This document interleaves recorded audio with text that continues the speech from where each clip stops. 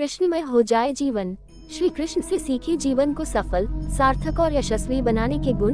कृष्ण के जीवन सूत्र ही है लक्ष्य सिद्धि के कारगर मंत्र। कृष्ण ने केवल कहा नहीं, अपने शब्दों को साकार करके भी दिखाया। जैसे गीता के रूप में उनकी वाणी अनुकरणीय है, वैसे ही उनका जीवन भी। कृष्ण ने सिखाया कि रिश्ते कैसे निभाए जाते हैं, अपने पूरे परिवेश को प्रेम से कैसे भरा जाता है और जीवन के उतार चढ़ाव का सामना मुस्कुराते हुए कैसे किया जाता है। इस जन्माष्टमी कृष्ण को पूजे और उन्हें अपने जीवन में उतारे भी। महाभारत के महानायक भगवान श्री कृष्ण मानव इतिहास में मनुष्यता के सबसे बड़े मार्गदर्शक हैं। उनका गीता उपदेश जीवन प्रबंधन का अनुपम ग्रंथ है और उनका व्यक्तित्व कृतित्व गीता की साकार और प्रेरक कसौटी। यदि हम प्रयास करें तो उनके जीवन से सीख लेकर पूरी 360 डिग्री पर अपने जीवन को सफल, सार्थक और उन्हीं की भांति यशस्वी बना सकते हैं। संसार की रणभूमि में अपने जीवन की महाभारत में जय के लिए कृष्ण के जीवन सूत्र ही लक्ष्य सिद्धि के कारगर मंत्र हैं। कृष्णमय हो जाए जीवन। श्री कृष्ण से सीखे जीवन को सफल, सार्थक और यशस्वी बनाने के गुण। कृष्ण के जीवन सूत्र ही है लक्ष्य सिद्धि के कारगर मंत्र। कृष्ण ने केवल कहा नहीं, अपने शब्दों को साकार करके भी दिखाया। जैसे गीता के रूप में उनकी वाणी अनुकरणीय है, वैसे ही उनका जीवन भी।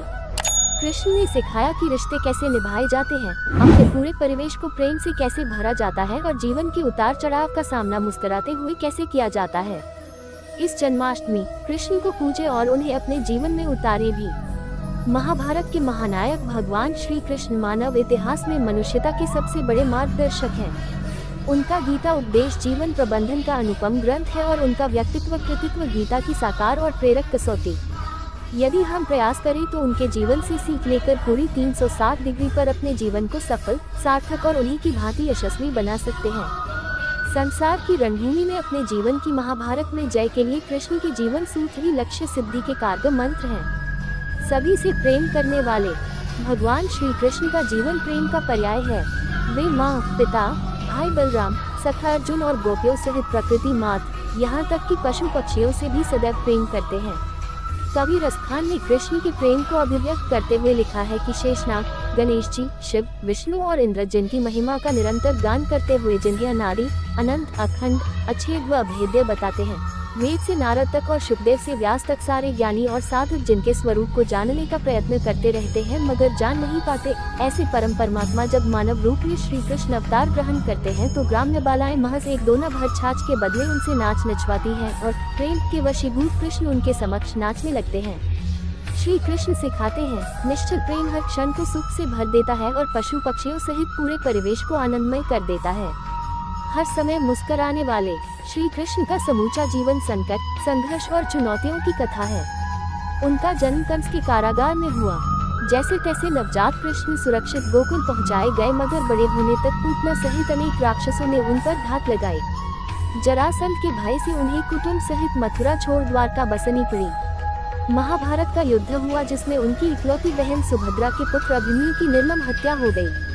गांधारी ने कृष्ण को उनके कुलनाश का शाप दिया और कृष्ण की आंखों के सामने उनका सारा कुटुंब आपस में लड़कर मर गया।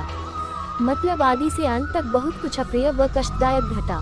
बावजूद इसके कृष्ण की आंखों से कभी आंसू न निकले। हर प्रतिकूल परिस्थिति में कृष्ण सदैव मुस्कुराते ही रहे।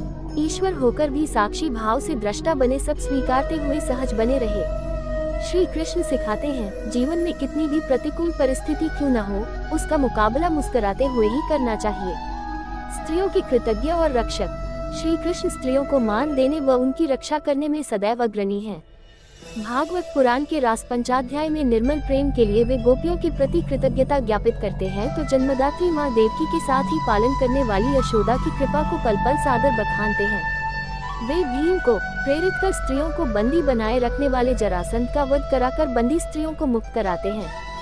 सखी द्रौपदी के मान की रक्षा के लिए चीर बढ़ाने का चमत्कार करते हैं तो अपने भांजे अभिमन्यु की मृत्यु के बाद उसकी विधवा उत्तरा का दुख दूर करने के लिए उसके मृत जन्मे पुत्र परीक्षित को पुनर्जीवित कर देते हैं।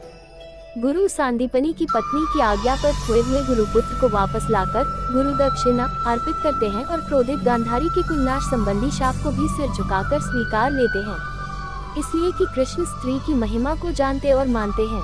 श्री कृष्ण सिखाते हैं, जिस समाज में स्त्री का सम्मान और उसकी रक्षा होती है वही मंगलमय उन्नति कर पाता है। अच्छे और सच्चे मित्र दीनबंधु दीनानाथ श्री कृष्ण यूं तो सबके मित्र हैं, लेकिन उनके जीवन में 3 मित्र अर्जुन, उद्धव व सुदामा की मैत्री जग प्रसिद्ध है। सुदामा गुरुकुल का मित्र है, उद्धव तरुणाई के और अर्जुन द्रौपदी स्वयंवर की पहली मुलाकात के बाद अंतिम सांस तक का। भागवत की कथाएं साक्षी हैं कि गुरुकुल में सुदामा के भर अन्न को कृष्ण ने किस तरह कृतज्ञता पूर्वक याद रखा और द्वारकाधीश बनने के बाद सुदामा को धन धान्य देकर किस प्रकार मैत्री का ऋण चुकाया। ज्ञान के अहंकार में डूबे उद्धव को प्रेम का पाठ पढ़ाने गोपियों के पास भेजा। अर्जुन से अपने अनन्य प्रेम में कृष्ण इंद्र से भिड़ गए और खांडवन को जलने दिया। पहले शांतिदूत बनकर कौरव सभा में गए, फिर ईश्वर होकर भी महायुद्ध में मित्र के सारथी, संरक्षक व मार्गदर्शक बने। मित्र कर्म पथ से विचलित हुआ तो गीता का उपदेश दिया और युद्ध में विजय के बाद मित्र कहीं अहंकारी न हो जाए, इसलिए युद्ध के बाद अनुगीता सुनाई। श्री कृष्ण सिखाते हैं, संकट में मित्र की सहायता करो, ब्रह्म में मार्गदर्शन और आवश्यकता पर सहयोग। ये सब स्वार्थ हो और कर्ता भाव से रहित हो तभी सच्ची मित्रता है। सफलता के लिए 5 मंत्र। प्रमाणों के अनुसार कृष्ण इस धरती पर 125 वर्ष रहे। इतनी दीर्घायु में उन्होंने विनम्रता से सिद्धि, कठोर परिश्रम, समयानुकूल नीति, सज्जनों का उत्थान और दुष्टों को दंड, ये 5 मूल मंत्र अपने व्यक्तित्व व कृतित्व के जरिए दिए। विनम्रता व सेवा भाव से गुरु सांदीपनी को प्रसन्न कर मात्र 64 दिनों में उन्होंने शिक्षा पाए और विनम्रता से ही जग को जीता। कठोर श्रम से उन्होंने द्वारका बसाए। कृष्ण सा नीतिज्ञ मनुष्यता के इतिहास में दुर्लभ है। जब जरासंध से लड़ना संभव न था तब द्वारका की राह ली और भीम का बल पाते ही उसे मरवा दिया। पांडवों की भांति दुर्योधन भी उनका संबंधी था, मगर उसके अधर्म की राह पर होने से कृष्ण ने धर्मपथिक पांडवों की सहायता कर सज्जनों के उत्थान का संदेश दिया। कृष्ण परम क्षमाशील है, किंतु दुष्टों को दंड देने में संकोच और विलंब नहीं करते। बचपन में अनेक राक्षसों के वध के अलावा कंस, शिशुपाल, शाल से लेकर उनकी प्रेरणा से किए गए दुर्योधन, दुशासन, कर्ण व शकुनी के वध उनकी इसी कल्याणकारी दंड नीति के उदाहरण है। जीवन में सफलता हासिल करने के लिए आपकी सोच दूरदर्शी होनी चाहिए। इसके साथ ही जीवन में आने वाली विकट परिस्थितियों का आकलन करना भी आपको आना चाहिए। आज दुनिया भर में भगवान श्री कृष्ण का जन्मोत्सव मनाया जा रहा है।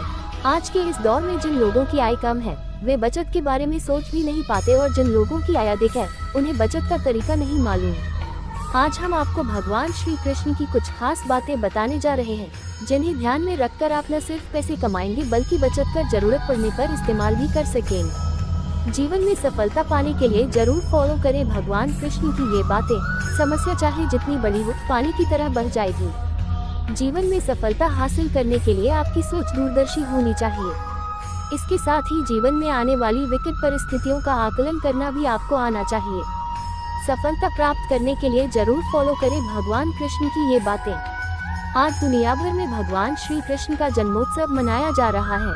आज के इस दौर में जिन लोगों की आय कम है, वे बचत के बारे में सोच भी नहीं पाते, और जिन लोगों की आय अधिक है, उन्हें बचत का तरीका नहीं मालूम। आज हम आपको भगवान श्री कृष्ण की कुछ खास बातें बताने जा रहे हैं, जिन्हें ध्यान में रखकर आप न सिर्फ पैसे कमाएंगे बल्कि बचत कर जरूरत पड़ने पर इस्तेमाल भी कर सकेंगे। भगवान कृष्ण की ये बातें बदल देंगी आपका जीवन। हम सभी जानते हैं कि भगवान कृष्ण की बातों को मानकर अर्जुन ने सफलता हासिल की थी। ठीक उसी तरह हम सभी कृष्ण की बातों पर गौर कर अपने जीवन में सफलता प्राप्त कर सकते हैं। इस बात में कोई दो राय नहीं है कि भगवान की बातें न सिर्फ आपको बेहतर जीवन देंगी बल्कि आपको इस प्रतियोगी दौर में एक सफल व्यक्तित्व भी प्रदान करेगी। जीवन में सफलता हासिल करने के लिए श्री कृष्ण की इन बातों को हमेशा याद रखें। जीवन में आगे बढ़ने के लिए और अपनी अलग पहचान बनाने के लिए यदि आपको क्रांतिकारी बनना पड़े तो इससे पीछे न हटें। कहने का सीधा मतलब ये है कि जरूरत के हिसाब से खुद में बदलाव करें और समाज के बारे में न सोचते हुए अपने काम पूरे करें। जीवन में दोस्तों की भूमिका बहुत अहम होती है।